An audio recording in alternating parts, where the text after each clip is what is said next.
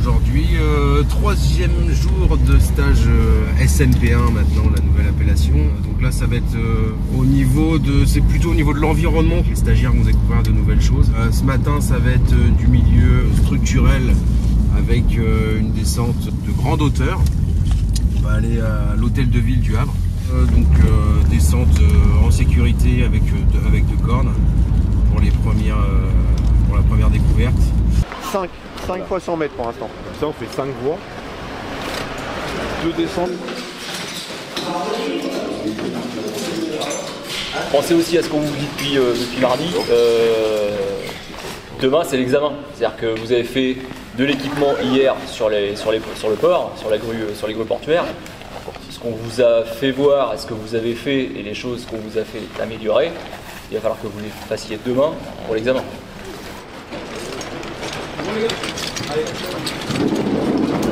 Voilà, on insiste encore une fois, le zonage opérationnel, donc vous allez descendre, 2 qui vont descendre sur cette face là, une fois arrivé en bas, remonter par cette façade là, d'accord?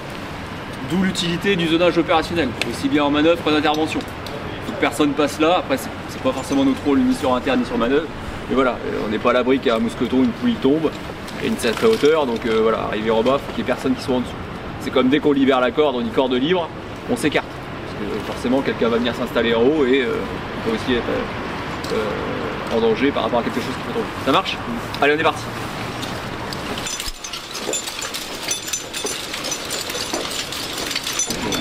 Une seule corde à la descente, on est sur du structurel. Néanmoins, la zappe quand même sur la même corde.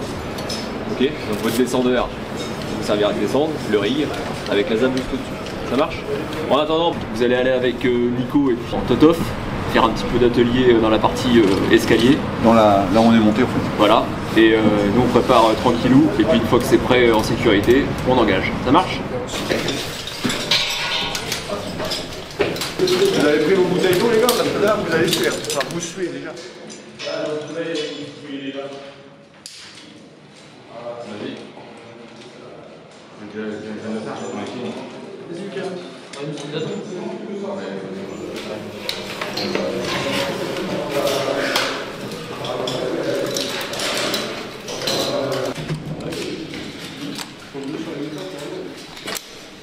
Vous avez passé le nœud du faux fractio, vous installez votre descendeur d'habitude au plus près du nœud, arrangez-vous à ce qu'il y ait une distance assez suffisante pour pouvoir placer la zappe. Ça marche? Vous allez vous en rendre compte de toute façon. Vas-y. Tu fais ce que tu veux, moi ce que je veux c'est que tu sois en sécurité. La conscience n'exclut pas le contrôle. C'est bon les gars? La longue elle est là. Ah non, je l'ai pas couché. Qu'est-ce que tu peux faire là tout de suite?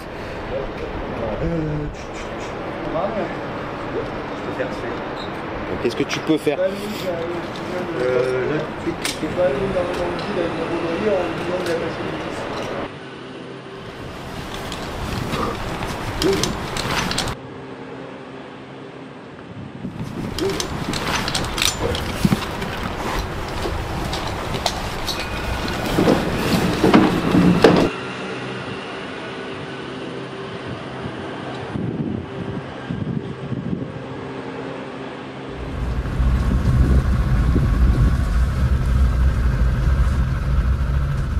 Cet après-midi donc la falaise, donc on passera au milieu naturel.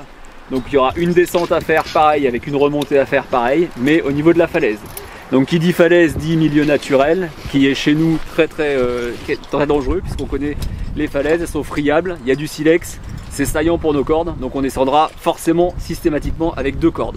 Une corde qui sera la nôtre avec laquelle on aura notre descendeur et une corde d'assurance sur laquelle vous aurez la zappe. Est-ce que c'est bon pour tout le monde? Et on verra en même temps donc au niveau de la falaise l'installation d'une chose qui est primordiale, la main courante. C'est partie donc des 5 phases critiques que vous découvrirez sur intervention. Donc la mise en place de la main courante, ça fait partie d'une phase critique. D'accord? C'est un moment où on va s'exposer au danger pour pouvoir installer cette main courante pour que tout le monde soit en sécurité sur la zone de l'intervention. Ça marche? Et bah c'est parti. Vocation en sac quand même. C'est mieux. Comme ça on peut faire deux ateliers descente. Donc ça c'est ça, 2 cordes. pour la Deux descente. cordes là, Ouais, 2 cordes là. c'est ça. Donc je leur fais un rappel sur la falaise, les spécificités, les dangers, etc. Comment on procède. On met 2 piquets et on leur montre que soit on fait des boucles, soit on fait un ring avec les Donc tu pars de là, un piqué là, Là, un piqué là, un et tu piqué. reviens à la veille. Ouais, Ça marche? ça te va? Donc du coup, ouais, il y a 3 niveaux au niveau du SMP, du secours en milieu périlleux. Donc là, c'est le SMP1. C'est uniquement une initiation. Après, le rôle opérationnel arrivera avec le SMP2, qui pour nous se fait au niveau zonal, donc à Angers. Donc il faut avoir validé le stage de niveau 1 pour pouvoir postuler au niveau 2 pour avoir un rôle opérationnel, pouvoir partir en intervention plus tard. Et après on a le niveau 3 où là c'est la partie chef d'unité, encadrement, formation et commandement sur intervention. Donc les risques, 1, c'est l'effritement du dessus sur lequel vous marchez. Ça s'effrite, ça tombe, vous partez avec. Je vous ai parlé du fait qu'il y avait des couches de calcaire qui étaient friables. Quand vous allez descendre, vous allez vous rendre compte que vous pouvez mettre vos pieds. C'est pas du plein vide, c'est pas droit, vous pouvez prendre appui, pousser sur vos pieds et vous aider. C'est en prenant appui à ce moment-là que ça peut s'effriter sous vos pieds, partir, et là, vous tombez net.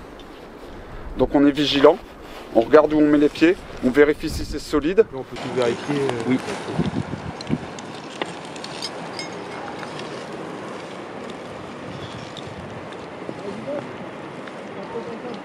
Bon, ça, apparemment, ils ont tous le sourire, tous la banane, donc ils ont l'air contents. Ça bosse, c'est bien. Donc comme on a vu, un peu d'appréhension ce matin au niveau de la grande hauteur. Ouais. Au final je me suis rendu compte que une fois qu'on était dessus, on est tellement concentré sur ce qu'on fait, mettre le riz tout ça, qu'on fait abstraction de ça et qu'au final ça l'a fait. Ok. C'est ce que je retiens sur toute la journée, sinon belle journée, beau temps. Le fait de ta petite appréhension que tu as eue ce matin, ça peut arriver, c'est ce que disait Christophe, hein, je rejoins vite fait, mais c'est humain. Le fait de se mettre au vide, on n'est pas des machines, on est des humains. L'humain n'est pas fait pour franchir un vide et puis voir 100 mètres, même 50 mètres de vide. C'est humain. Journée très intéressante sur les 2 sites de manœuvre. On a vu pas mal de choses, pas mal de petits nouveaux trucs, les mains courantes qu'on n'avait jamais vues, les plaques US, comment les mettre en place, plein de zones d'amélioration aussi. Donc très intéressant et on tire beaucoup de choses. Ok, très bien. Pour vous entraîner, allez voir vos chefs d'unité, que ce soit un samedi, que ce soit un dimanche, que ce soit un soir. Soyez moteur, soyez demandeur. Il n'y a que comme ça qu'on progresse. C'est aussi du travail personnel le grimpe. C'est pas que du travail collectif, n'attendez pas que la manœuvre grimpe. Et on va dire les petits défauts que vous avez pu avoir là, durant ces 3 jours, marquez-les dans votre tête et vous dire voilà, c'est là-dessus qu'il faut que je m'améliore. Donc là j'ai l'IMP2 peut-être dans 3 mois, peut-être dans 6 mois, peut-être dans 1 an. Ça faut que je l'améliore. Vous avez tous des grimpes avec vous dans vos gardes, des chefs d'unité. Et pof, c'est parti. À partir de demain, vous avez l'IMP1, on croise les doigts. Vous avez l'IMP1, vous savez que vous allez à l'IMP2 dans X temps. Voilà, j'ai ça à travailler et c'est parti quoi. Donc travail personnel, travail collectif et ça va payer. Et toujours bien sûr en insistant sur la sécurité. Ça marche ?